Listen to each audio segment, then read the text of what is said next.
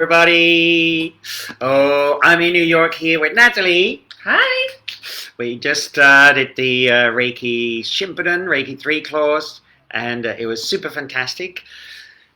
Lots of people, we had lots of fun. We had Bob in the class. Bob looked a bit pale. He was the skeleton in the room. But he enjoyed it very much. He did, didn't he? He was very happy. And then, of course, for me, it's not only just traveling and teaching, but ta-da, enjoying life. We did enjoy. He sings Yeah. well. He can sing. No, not really. So, what fun did we do, Natalie? Well, we've walked around. We avoided the rain. We had very nice cocktails, New York Oh, cocktails, healthy yeah. ones with vegetables and fruits. And Yeah, then- definitely those. And wait for it. We still have to go to that other nice cocktail bar you talked about. Yes, we have that. We'll do Yeah. that today. We might do that today. It's Apotheke if you're in New York. It's been there around for a while, but they have fantastic cocktails, and it's like an old pharmacy from the 1800s in Chinatown. It's hidden. Ooh. Yeah, he needs medication. To help me to be crazy. We also had a nice group dinner, which is the first time we do that in a Shimpide in New York, and that was amazing. Yeah, that was great. Always nice to have dinner with everybody, isn't it? Not everybody could be there, but it was great. And then we danced in the rain.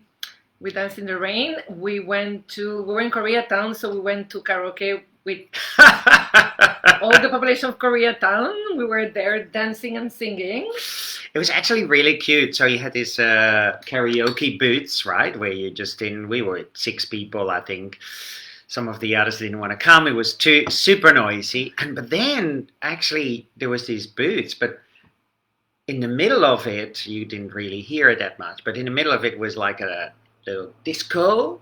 DJ, yes. DJ. Disco is an old word. Club, a nightclub. It wasn't really nightclub. I'm not sure. It was a tiny club. Tiny club, but it was great. Yeah, all the lots of Koreans. I think we were the only non-Korean people We were like there. the only non-Korean and the only ones over 23.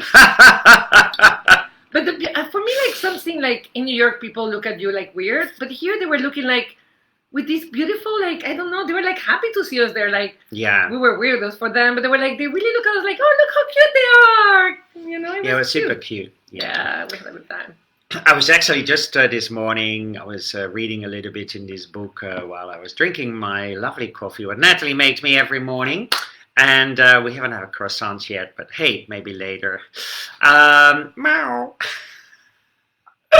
So I was reading in this book that, in a Zen book about humor, and said, oh, keep having humor in your life. And it makes, I think the sentence was, it makes your life lubricant. And it is, you know, we flow more. Sometimes life becomes a bit dry, isn't it? And everything becomes a little bit like this. So when we have that humor, that fun, everything flows so better, right? It's more, life becomes more juicy. And I think it's so important. And I think this weekend was an example. It was quite a lot of people in this class. And you know, there's New York subways, transportation, New York spaces sometimes get cranky, restaurants with groups, and everything just was smooth, perfect, like everything worked fine. And whatever didn't work, we didn't feel it because we're laughing. So that was amazing. I mean, this is, and even in the class, right? I think it was, we had lots of fun in the class. And I think it's also so important sometimes when I see people teaching some spirituality, it becomes like, hello, no. I think we were singing Adele. Sorry. Hello. Hello, is it me you're looking for? That's another song, but anyway. But yes, you know, keep having that fun, keep that lightness in your life. I mean, I noticed really I've been now almost 4 weeks in the US traveling around. Life is heavy, you know, everybody is so heavy. We create all these divisions, too stoic. Yeah, I see here a comment, too stoic. We become too stoic in life as well, not just in teaching. So yeah, keep having that fun. I mean, that lightheartedness. I think it's so important. The past is gone. The future is not happening yet. The only place we have here is right now with our coffee and company. Affection. But it Yeah. was fun because we were 20 something people. And we couldn't be more different. Some people were from Brooklyn, different ages, very diverse group in terms of like cultures. Yeah. And the first day I saw everybody like frozen. And with the jokes, you melted that that separation. And by the second day, we were already all smiling. By the third day, we were Everybody's hugging. hugging, But it was kissing. mostly the sense of humor that made it, because when you Mm. laugh, like all the separation just melts away, crumbles the walls. Yeah. And I think it was that brought us together, beyond the beautiful practice as well. Well, absolutely. I think this is one of the great New York sounds you hear. I'm not sure if you hear it. Sirens day and night. But yeah, I think that is really that laughter, that humor. It's so universal, right? And we can laugh about our own stupidity. I think it's so important too. And it's like for me, when you laugh, what happens to your body? You go like this, right? Ha ha ha ha ha. Everything opens up. But when we so uptight, we go like this. When we grasping the past, or we're grasping the future, or even we're grasping the present moment, we also like this. So yeah, that playfulness, that joy, that openness, I think this is, for me, always a great lesson in class too, to see everybody lightening up. Like we say it already, we light up. Everything becomes lighter, everybody starts to smile and hug and snuggle. Deeper in your practice, I think we think that if we're light and playful, we're not taking our practice seriously and don't go deep. And for me, it's the opposite, because it melts that rigidity and Belgian German, so...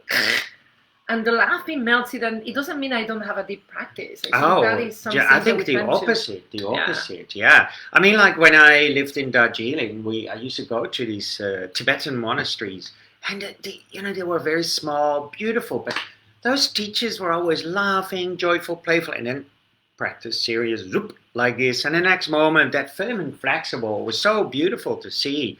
And I think they're great examples of that, where okay, we practice, we teach, we stay really focused and wide open, but then when we integrate that wide open centeredness in our daily life, that becomes playful. I think also, that word light, this morning it's sunny, the windows are open, the light is playing on the leaf, the light is playing on the puddles outside because it was pouring rain yesterday. We had to swim home to Haarlem. I'm staying in Haarlem, so it is great. And I am actually living in Haarlem, so I'm missing one A, so the A for apple. But he's already the pet of the neighborhood. He's spoken to everyone. He did Zumba. We did Zumba.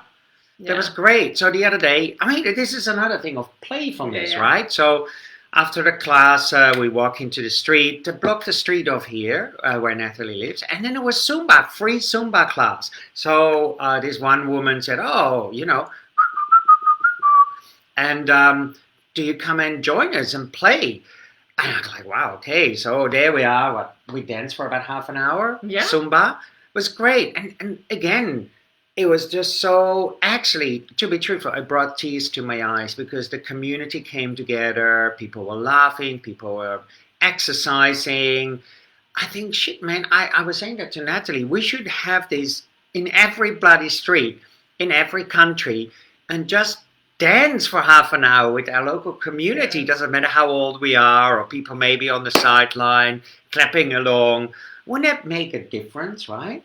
It makes a big, big difference. And I think Harlem is one of the few neighborhoods with such a strong community in Manhattan. Like, Brooklyn and Queens may have it, but Harlem, you can still feel that people care. I mean, just like, okay, we'll do Zumba together, we'll do compost together, really trying to bring people together in a time here in the States where we're more separate. Yeah. You can see the effort of like, hey, we're a community, like all together. And in this street, this street is very diverse in Harlem. It's like, let's forget for a bit and just dance. That's beautiful. I think not just in the US, I see it worldwide, that people actually, instead of becoming open-minded, we become more and more narrow-minded, which is a bit sad to see. And therefore, I think we need to dance together and have that humor and fun. And, and we're all fucked. We are made of flesh and blood. My blood is not different than anybody's blood. Oh, yeah. Yes, it's different from mine. Well, I got cocktails in my blood at the moment. It's only 10:41 a.m. Oh no, this morning just coffee, no cocktails. Yeah, remember, coffee. Okay, those come later.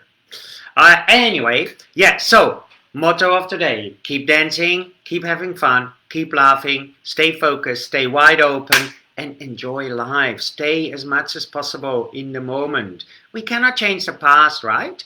If I go back to the past, like I cannot change the Ice Age, or I cannot change anything what happened 50 years ago or 100 years ago or 200 years ago.